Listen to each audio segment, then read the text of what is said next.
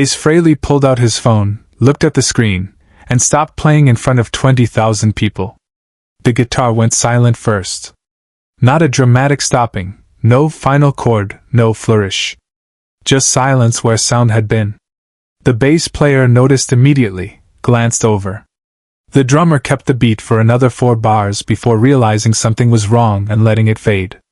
20,000 people at Madison Square Garden, all waiting for the next note. All watching Ace Frehley stand perfectly still under the stage lights, staring at his phone screen. He read something. Once. Then again. His left hand, the hand that had played 1,000 solos, the hand everyone came to watch, dropped to his side. The guitar hung forgotten from its strap. Ace looked up at the crowd. Not performing now. Not the spaceman. Just a man in his 70s, standing alone on the biggest stage in New York, holding a phone like it contained something heavier than metal and glass could carry. He walked to the mic stand. Slowly. The kind of walk that says the show is over even though nobody's been told yet. "I need a minute," he said into the microphone. His voice was quiet. Unpolished. The voice of someone who's just been hit and is still figuring out where. The arena went completely silent. Ace reached into his jacket pocket and pulled out a piece of paper. Folded. Old. The kind of paper that's been carried around long enough to soften at the creases. He unfolded it carefully, smoothed it against his chest. "Peter wrote me a letter," Ace said. That's all. 3 words. But everyone in Madison Square Garden knew exactly which Peter he meant. How did it come to this? 48 hours earlier, Ace Frehley was in a hotel room in Boston, preparing for the New York show. Biggest venue of the tour. Sold out in 40 minutes. The kind of show that reminds you that even after everything, the years, the splits, the reunions that didn't happen, people still cared. His phone buzzed. Text message. Unknown number. Ace, it's Peter. New number. Need to tell you something. Can you call? Ace stared at the message for a long time. He and Peter Criss hadn't spoken in 3 years. Not because of anger. Not because of some dramatic falling out that would make good copy for a magazine. Just because time and distance and the complicated geography of old friendships had put space between them. He called. Peter answered on the first ring. "Hey, man." "Hey." There was a pause. The kind 2 people who've known each other for 50 years can sit in comfortably. "I'm having heart surgery," Peter said. No preamble. No build-up. Just the fact. Ace sat down on the hotel bed. "When?" "Day after tomorrow.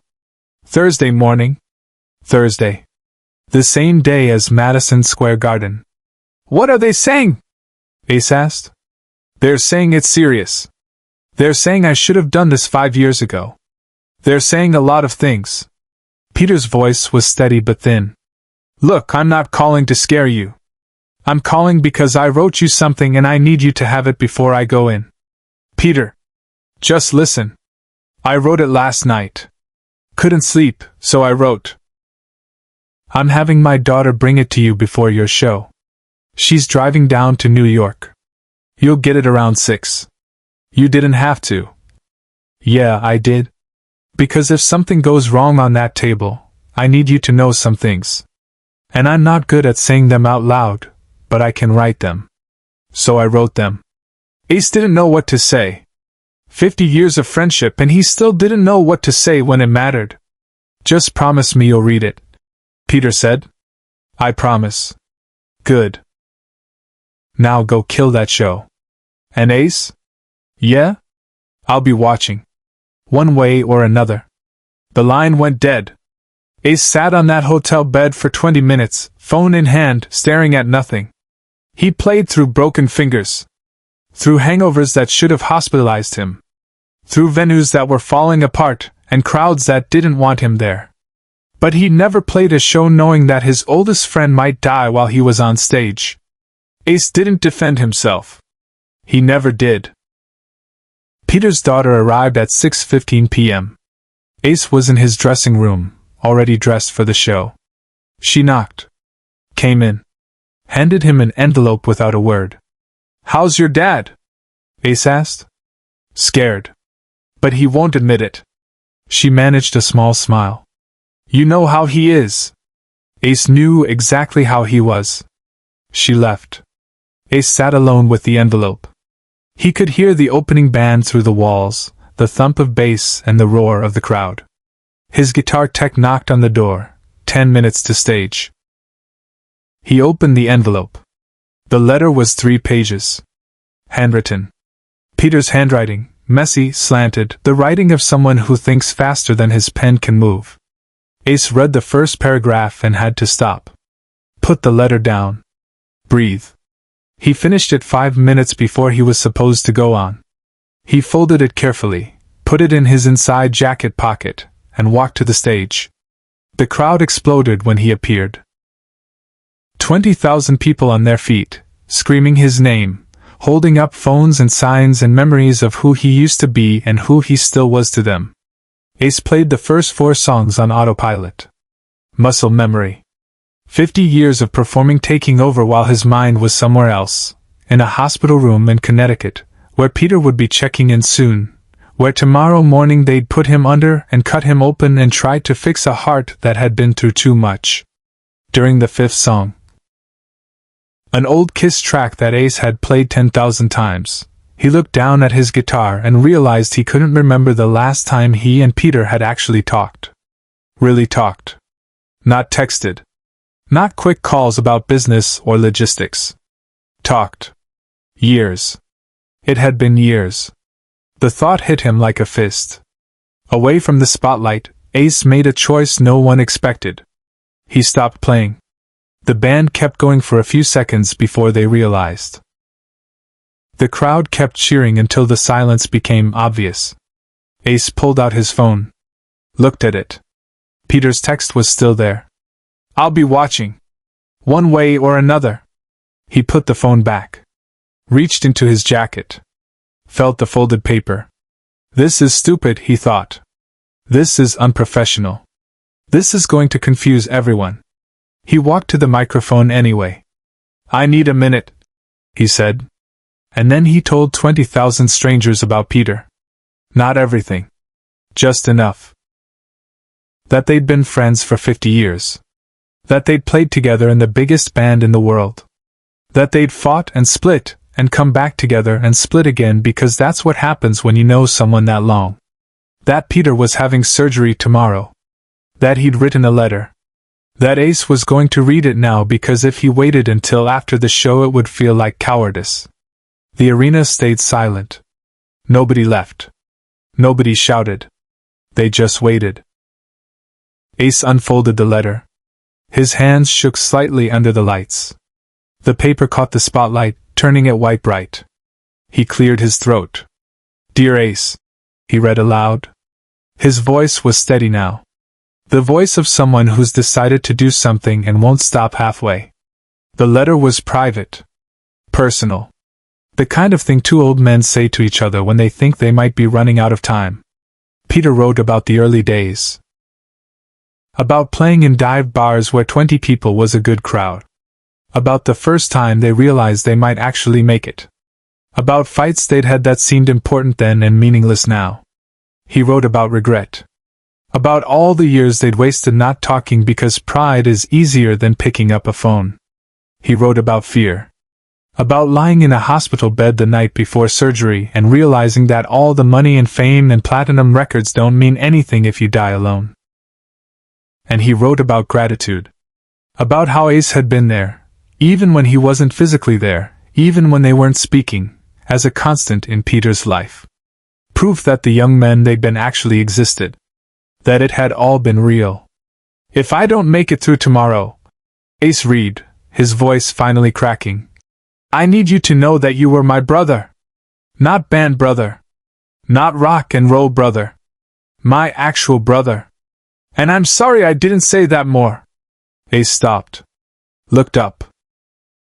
20,000 people were crying with him. He folded the letter carefully. Put it back in his pocket. What followed silenced everyone in the room. Ace didn't speak. He walked back to his guitar, picked it up, adjusted the strap. The band was watching him, waiting for a signal. The crowd was waiting. The world was waiting. Ace played a single note. Clean. No distortion. No effects. Just one note held long enough to fill the entire arena. Then he played Beth, Peter's song. The ballad Peter had sung on every Kiss tour. The song that proved drummers could be frontmen, that gentle could be powerful, that vulnerability wasn't weakness. Ace had never played it live before. Never sung it. It wasn't his song. But tonight it was. His voice was rough, unpracticed. He forgot some of the words and hummed through them. The arrangement was wrong, guitar instead of piano, rock tempo instead of ballad. None of it mattered. By the second verse, the entire arena was singing with him. 20,000 voices carrying the melody that Ace couldn't quite reach, filling in the gaps, making it whole. When it ended, when the last note faded and silence returned, Ace set his guitar down gently. He pulled the letter from his pocket one more time. Held it up so the crowd could see. "Peter," he said into the mic, looking directly at the camera he knew was filming this. "I'll see you on the other side of tomorrow. And when you wake up, I'm gonna call you. And we're gonna talk. Really talk. No more years. No more distance." He pressed the letter to his chest. "Thank you for writing this. Thank you for everything. Now go show those surgeons what a drummer's heart is made of." The crowd erupted. Not applause yet. Something rawer.